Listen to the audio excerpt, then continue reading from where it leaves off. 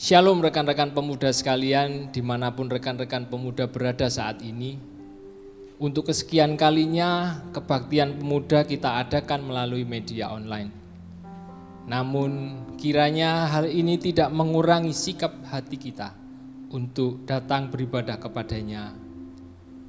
Mari kita persiapkan hati kita memasuki Minggu Palmarum ini dalam saat teduh sejenak.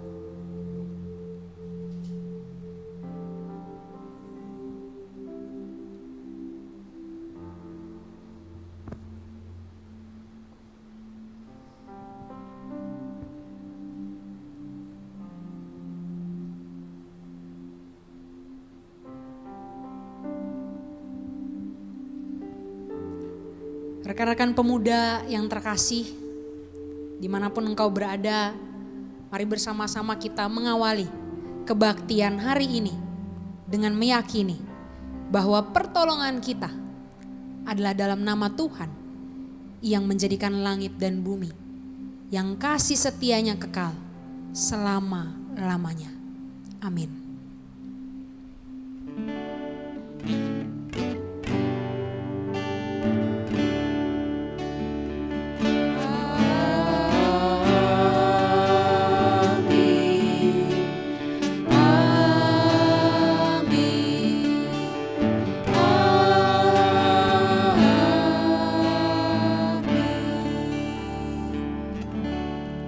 Damai sejahtera Tuhan beserta dengan rekan-rekan sekalian. Rekan muda yang terkasih, dalam kebaktian hari ini kita memasuki Minggu Palmarum, di mana Yesus memasuki Yerusalem menuju masa kesengsaraannya. Karena itu biarlah hari ini kita boleh memaknai dan mengalami sendiri perjalanan Yesus. Biarlah kita boleh mengalami lawatan Tuhan. Dan kita boleh semakin mengenal Dia, semakin menyadari bahwa Dialah satu-satunya pengharapan kita. Dan dengan memiliki Kristus, itu cukup bagi kita. Christ is enough for me. Biar ini menjadi pujian kita, keyakinan kita. Kristus cukup bagi kita.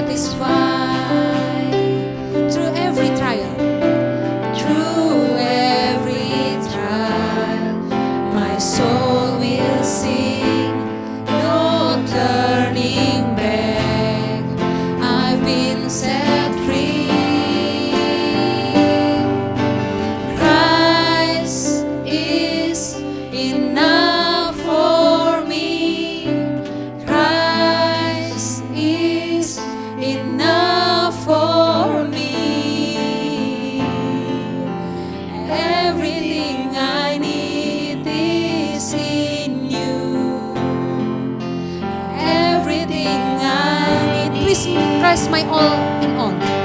Christ my all in all. The joy of my salvation. And this hope will never fail. Heaven is our hope. Through every storm, my soul will sing. Jesus is here. To God be the glory. Christ is enough for me. Christ is enough for me. Everything I need is in you.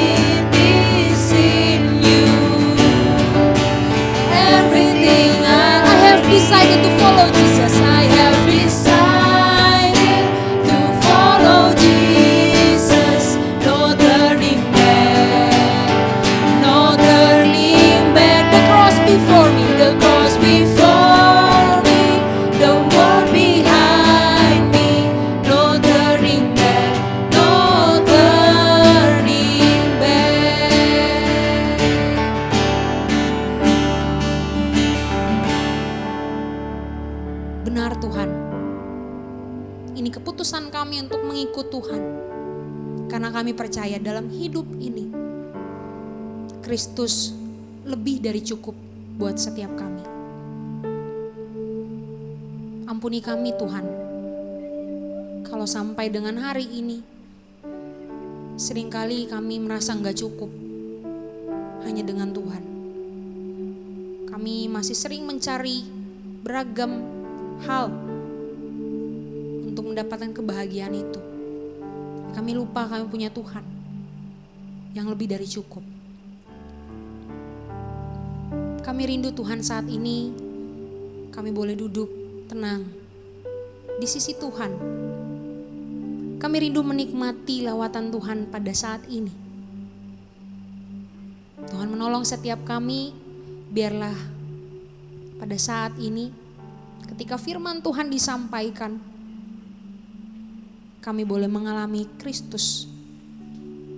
Dan biarlah itu cukup untuk kami. Ini doa kami Tuhan.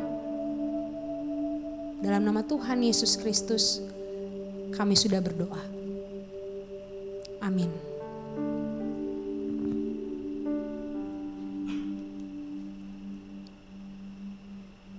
Rekan-rekan muda yang dikasihi Tuhan, kita akan bersama-sama membuka Alkitab kita. Kita akan buka satu bagian firman Tuhan yang terambil dari Matius 21 ayat yang pertama sampai ayat yang ke-11. Matius 21 ayat pertama sampai ayatnya yang ke-11. LAI memberi judul Yesus dieluk-elukan di Yerusalem. Ayat pertama, ketika Yesus dan murid-muridnya telah dekat Yerusalem dan tiba di Betfage yang terletak di Bukit Zaitun, Yesus menyuruh 2 orang muridnya dengan pesan, pergilah ke kampung yang di depanmu itu, dan di situ kamu akan segera menemukan seekor keledai betina tertambat dan anaknya ada dekatnya. Lepaskanlah keledai itu dan bawalah keduanya kepadaku. Dan jikalau ada orang menegur kamu, katakanlah Tuhan memerlukannya. Ia akan segera mengembalikannya. Hal itu terjadi supaya genaplah firman yang disampaikan oleh Nabi. Katakanlah kepada putri Sion, lihat rajamu datang kepadamu. Ia lemah lembut dan mengendarai seekor keledai beban yang muda. Maka pergilah murid-murid itu dan berbuat seperti yang ditugaskan Yesus kepada mereka. Mereka membawa keledai betina itu bersama anaknya, lalu mengalasinya dengan pakaian mereka dan Yesus pun naik ke atasnya. Orang banyak yang sangat besar jumlahnya menghamparkan pakaiannya di jalan. Ada pula yang memotong ranting-ranting dari pohon-pohon dan menyebarkannya di jalan. Dan orang banyak yang berjalan di depan Yesus dan yang mengikutinya dari belakang berseru katanya, Hosana bagi anak Daud, diberkatilah dia yang datang dalam nama Tuhan. Hosana di tempat maha tinggi. Dan ketika ia masuk ke Yerusalem, gemparlah seluruh kota itu dan orang berkata, siapakah orang ini? Dan orang banyak itu menyahut, inilah Nabi Yesus dari Nazaret di Galilea. Sedemikian jauh bacaan firman Tuhan. Berbahagialah setiap kita yang bukan hanya membaca, tapi juga merenungkan. Tapi bukan hanya sekedar merenungkan, tapi juga melakukan dalam kehidupan kita setiap hari. Rekan-rekan sekalian, bagi pecinta Disney, tentu film Aladdin sudah gak asing buat kita gitu ya. Salah satu part favorit saya dalam film Aladdin itu begini, waktu si Prince Ali ini mau ketemu sama Jasmine sama papanya gitu ya. Waktu mau ketemu sama Jasmine sama papanya, terus dia sama si Jin itu kan, si Genie masuk dengan penuh kemeriahan. Belum lagi si Genie juga nyanyi gitu ya. Prince Ali fabulous si Alia Bapwa deng deng deng deng deng deng deng deng deng deng deng. Di situ ada kemeriahan rekan-rekan sekalian. Terus mulai masuk arak-arakan yang penuh dengan kehebohan, mulai muncul banyak sekali binatang-binatang, muncul banyak buah-buahan, terus muncul juga ada emas yang mereka bawa. Belum lagi Prince Ali-nya datang, sudah gagah, klimis gitu ya, pakai topi. Terus dia juga naik gajah, gagah sekali ya. Di situ menunjukkan dia sangat siap untuk membangun relasi sama Jasmine itu ya. Jadi orang-orang bisa melihat dia kayaknya raja yang pas gitu untuk Jasmine. Nah itulah gambaran hari ini kalau bicara soal raja. Seorang raja dan pemimpin tentulah identik dengan seseorang yang gagah, seseorang yang memiliki kemampuan perang yang baik, seorang yang mungkin punya kendaraan ataupun barang pribadi yang tergolong mewah, gagah. Nah orang-orang pada zaman Yesus pun memiliki pemahaman yang serupa. Raja dalam benak mereka adalah seorang yang kaya, seorang yang gagah, jago perang. Tapi di satu sisi bagi mereka, pemimpin atau raja biasanya cenderung keras dan otoriter. Tapi di bagian ini kita akan melihat bagaimana Yesus datang sebagai raja dengan model yang jauh berbeda. Diceritakan sebelum masuk ke Yerusalem, Yesus minta 2 muridnya untuk ngambil keledai supaya nanti waktu masuk Yerusalem dia bisa naik keledai, teman-teman.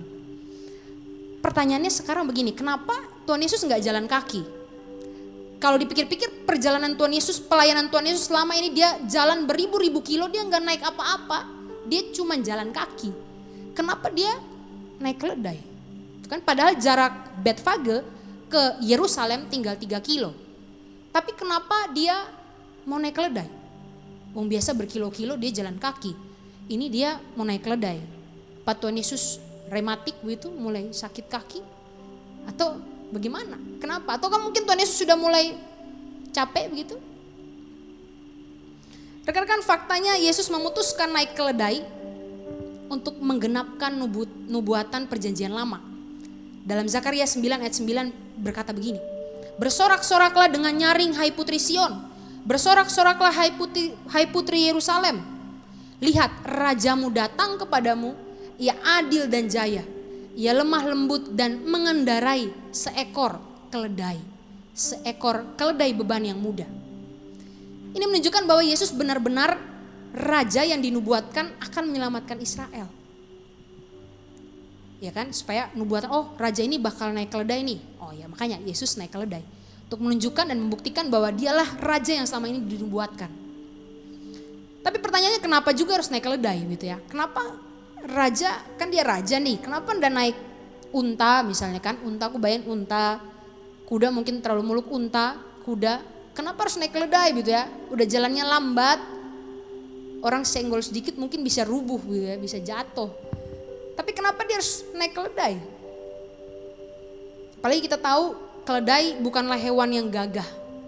Pada waktu itu keledai adalah hewan yang biasanya dipakai untuk transportasi orang kecil, bukan untuk raja.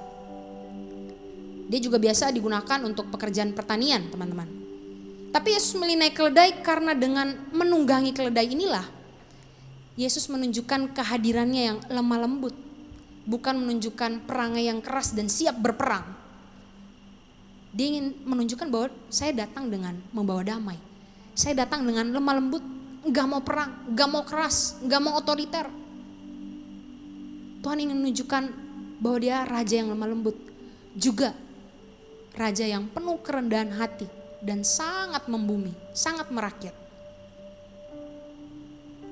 Dia tidak hanya hadir untuk para kelas atas yang memangku jabatan yang tinggi, tapi dia juga hadir buat mereka yang terpinggirkan.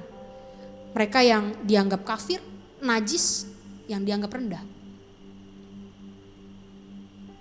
Dia mau menyapa setiap mereka yang selama ini mungkin jarang tersapa.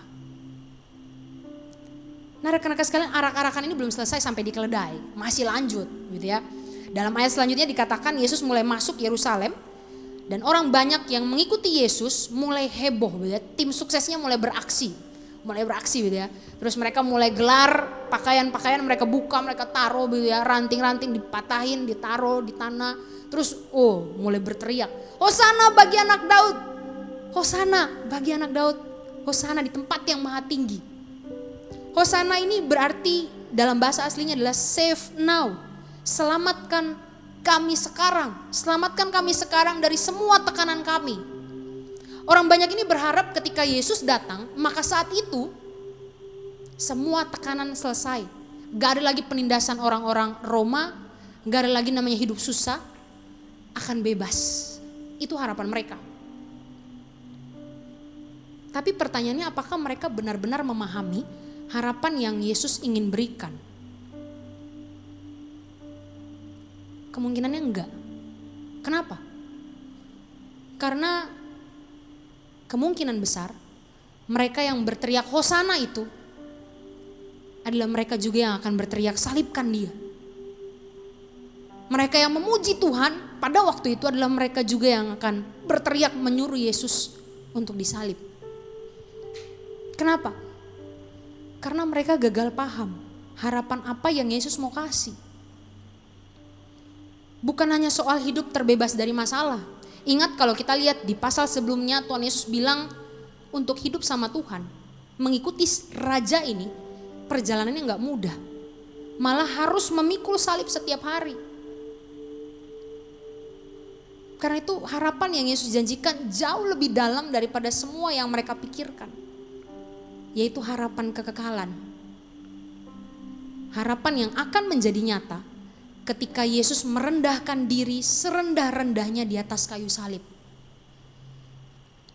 Dalam kerendahan itulah harapan kekal itu bisa ada dan jadi nyata.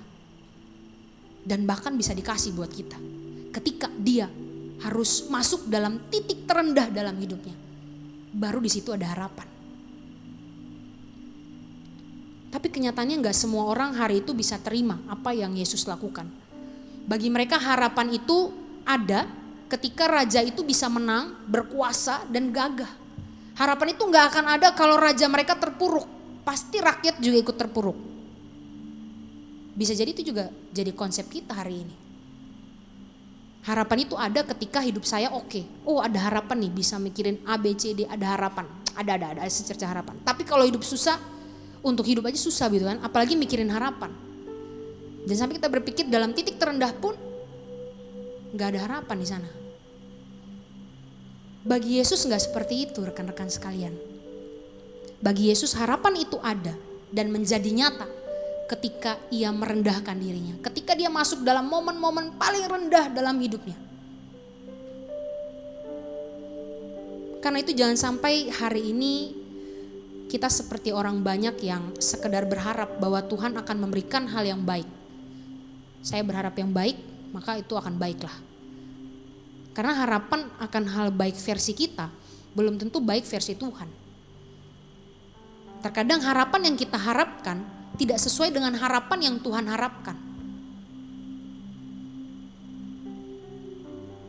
Tapi mari kita melihat bahwa setiap momen-momen terendah dalam kerendahan itu bisa jadi salah satu cara Tuhan menyatakan harapan yang sejatinya ingin Ia berikan. Karena percayalah teman-teman, harapan yang Tuhan kasih itu akan melegakan kita. Bukan cuma melegakan, tapi juga akan memulihkan kita. Bukan hanya memulihkan, tapi akan membuat kita semakin bertumbuh. Semakin kenal dan semakin sayang Dia. Kita gak pernah berharap akan ada pandemi COVID-19 hari ini. Gak pernah berharap akan ada satu momen di mana kita harus tinggal di rumah. Tapi mari melihat di masa sulit ini ada harapan yang mau Tuhan kasih buat kita. Harapan yang mengubahkan hidup kita. Mungkin COVID-19 ini belum selesai, bahkan mungkin masih sangat lama berlangsung. Tapi jangan-jangan bisa jadi karena di rumah aja, ya ada hashtag di rumah aja. Karena di rumah aja kita bisa lebih dekat sama Tuhan. Kita bisa lebih dekat sama keluarga yang dulu sibuk minta ampun. Sekarang bisa punya banyak waktu sama Tuhan, sama keluarga. Termasuk lebih aware sama kebersihan. Waktu itu saya ingat banget waktu itu mau ngambil barang di depan gitu ya, cuman 5 meter lah, buka pagar keluar gitu ya, ngambil. Terus pas masuk, biasanya kalau saya masuk langsung masuk santai, ngapain kerja yang lain, masak. Enggak, kali ini saya masuk langsung jaketnya saya cuci. Itu padahal cuman keluar sebentar, 5 meter keluar jaketnya. Jadi keluarnya pakai jaket, langsung keluar cuci tangan, cuci kaki gitu ya, baru lanjut aktivitas yang lain. Baru saya aware, iya kebersihan itu sangat penting hari ini. Dan harusnya terus saya jaga. Bukankah di situ kita bertumbuh teman-teman? Makin dekat sama Tuhan, bukan makin sering tidur gitu ya. Akan sayang sekali ketika akhirnya Tuhan berharap kita bisa dekat sama Dia di momen ini, tapi kitanya malah sibuk tidur atau sibuk mewaktu dengan hal-hal yang jauh, makin jauh sama Dia. Kita mungkin juga gak pernah berharap akan ada hal buruk lainnya yang terjadi. Entah sakit penyakit, kondisi ekonomi yang mungkin makin drop, pergumulan masa depan yang gak jelas, pergumulan relasi dengan pasangan yang juga belum pasti. Tapi mari kita minta hikmat Tuhan dan juga kepekaan supaya kita bisa mengerti harapan apa yang ingin Tuhan nyatakan buat kita. Karena itu biarlah firman Tuhan hari ini boleh mengingatkan setiap kita bahwa dalam kerendahan, dalam momen-momen terendah dalam hidup kita, ada harapan yang indah yang Tuhan mau kasih buat kita. Harapan yang mungkin gak pernah kita pikirin, tapi Tuhan siapkan buat kita. Ingat, dalam kerendahan dirinya Yesus menghadirkan damai sejahtera itu. Dalam momen yang terendah dalam hidupnya, Dia memberikan harapan yang kekal itu. Karena itu mari terus percaya sama pimpinan Raja kita. Dan biarlah Dia sendiri yang boleh menuntun, menolong setiap kita melihat harapan dalam kerendahan hidup kita. Biar Tuhan boleh menolong setiap kita. Amin. Mari kita mengambil waktu teduh sejenak di hadapan Tuhan.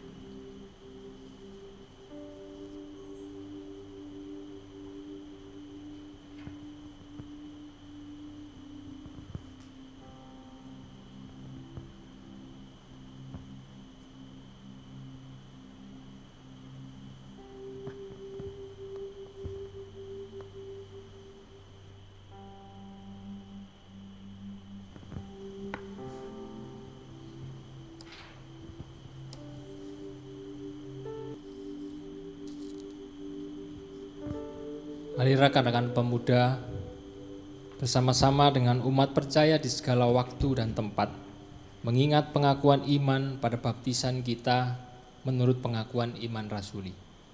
Aku percaya kepada Allah, Bapa yang Maha Kuasa, Khalik langit dan bumi, dan kepada Yesus Kristus Anak yang tunggal Tuhan kita, yang dikandung dari Roh Kudus, lahir dari Ada Maria, yang menderita sengsara di bawah pemerintahan Pontius Pilatus, disalibkan, mati dan dikuburkan, turun ke dalam kerajaan maut.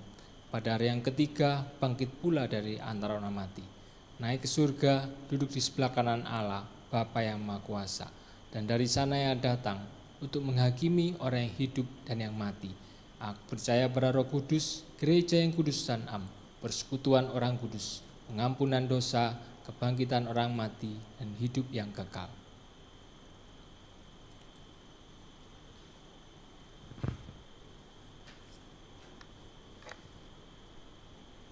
Mari rekan-rekan pemuda yang dikasihi Tuhan, kita akan bersama-sama bersatu hati, kita akan menaikkan syafaat kita. Tuhan, terima kasih untuk waktu yang indah kalau hari ini kami boleh beribadah, kami boleh bersama-sama menikmati relasi kami dengan Tuhan. Tuhan yang terus menolong kami supaya hidup kami selalu tertuju sama Tuhan. Kami boleh terus mengalami Tuhan. Kami percaya Tuhan adalah Tuhan yang tidak pernah meninggalkan kami, bahkan dalam titik-titik terendah dalam hidup kami. Karena itu kami juga rindu berdoa menyerahkan untuk pandemi yang masih terus berlangsung. Ada banyak korban yang harus merasakan sakit, tapi biarlah Tuhan yang boleh melawat mereka. Tuhan yang boleh hadir bersama-sama dengan mereka. Tuhan yang beserta dengan mereka. Apapun yang mereka rasakan, Tuhan yang boleh menghiburkan mereka. Tuhan yang menolong, kami menyerahkan setiap para pasien ke dalam tangan Tuhan. Biarlah Tuhan yang memulihkan, Tuhan yang menolong setiap para medis yang bertugas, yang melayani para korban, para pasien yang ada, kami serahkan mereka ke dalam tangan Tuhan. Biarlah Tuhan yang terus juga memberikan kekuatan bagi mereka, berikan konsentrasi yang baik, sehingga mereka boleh memeriksa setiap pasien pun dengan baik, dengan tepat. Kami tidak lupa berdoa juga untuk keluarga korban COVID-19. Ada banyak orang-orang yang sudah meninggal. Kami berdoa untuk keluarga mereka, biarlah Tuhan yang terus memberikan penghiburan, Tuhan yang memberikan kekuatan, Tuhan yang memberikan pengharapan dalam momen yang sangat memilukan hati mereka hari ini. Tuhan yang hadir bersama-sama dengan mereka. Kami menyerahkan juga untuk setiap negara, menyerahkan dunia ini ke dalam tangan Tuhan. Setiap pemerintah yang ada, Tuhan Engkau yang berikan hikmat. Biarlah mereka boleh memutuskan setiap hal dengan baik, dengan tepat, dengan bijaksana. Apapun yang mereka kerjakan untuk mengatasi pandemi ini, kami serahkan ke dalam tangan Tuhan. Tuhan yang boleh menolong setiap badan-badan pemerintahan yang bekerja, yang memikirkan hal ini. Tuhan yang boleh menolong setiap mereka. Menyerahkan untuk setiap gereja-gereja di dunia, terkhususnya kami yang ada di Surabaya. Tuhan yang boleh terus menolong setiap gereja-gereja yang ada. Biarlah setiap gereja boleh terus menjadi saksi, boleh ikut berpartisipasi aktif menolong setiap mereka yang membutuhkan uluran tangan, yang membutuhkan pertolongan. Tolong untuk setiap gerakan-gerakan yang sudah dilakukan, setiap penggalangan masker dan sebagainya, alat kesehatan dan lain sebagainya, kami serahkan dalam tangan Tuhan. Biarlah semuanya boleh tersalurkan dengan baik dan boleh tepat sampai pada orang yang benar-benar membutuhkan.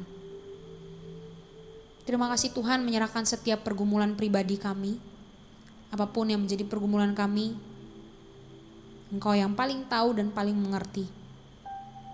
Dan biarlah Engkau yang boleh bersama-sama menyertai kami melewati setiap langkah demi langkah perjalanan kehidupan kami.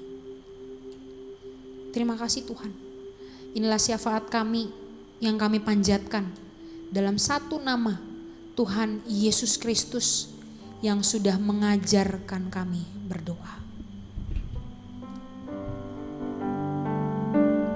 Bapa kami yang ada di surga, dikuduskanlah nama-Mu, datanglah kerajaan-Mu, jadilah kehendak-Mu di bumi seperti di surga. Berilah kami pada hari ini makanan kami yang secukupnya, dan ampuni kesalahan kami seperti kami ampuni yang lain, dan jauhkan kami dari pencobaan, lepaskanlah kami dari yang jahat. Sebab Engkau yang punya kerajaan serta kuasa dan kemuliaan sampai selama-lamanya.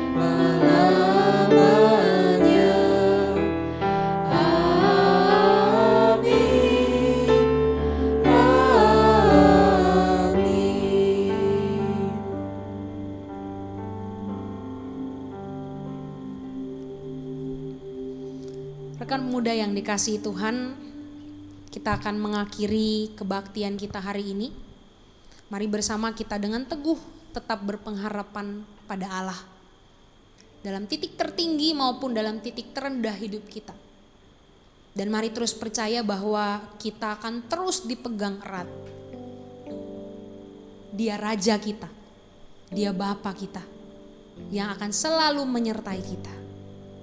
Ku berserah kepada Allahku.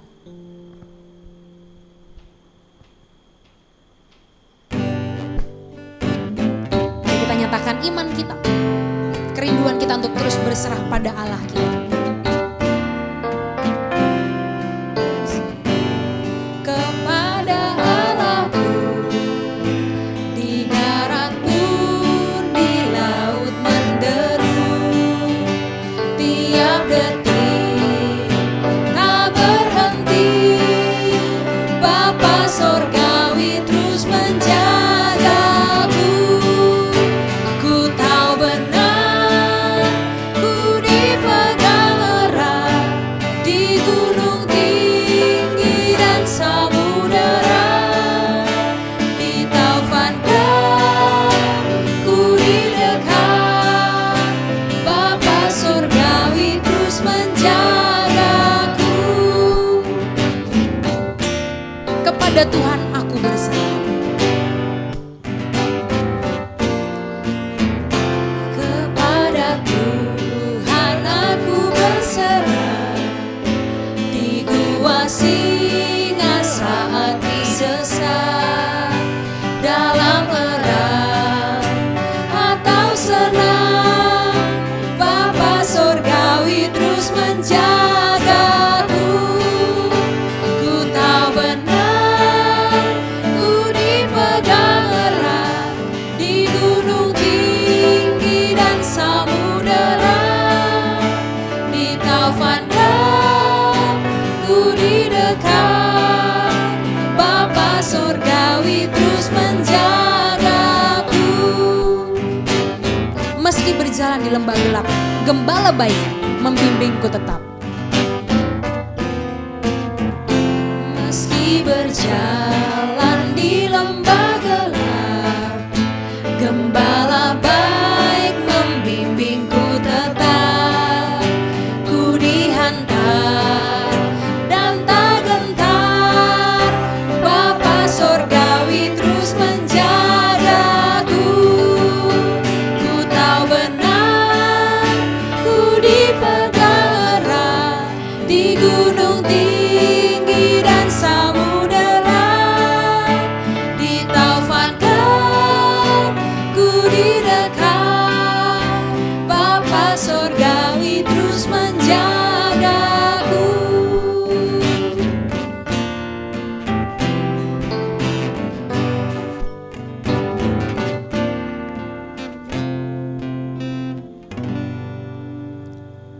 Rekan-rekan pemuda, marilah kita terus mengarahkan hati kita kepada Tuhan.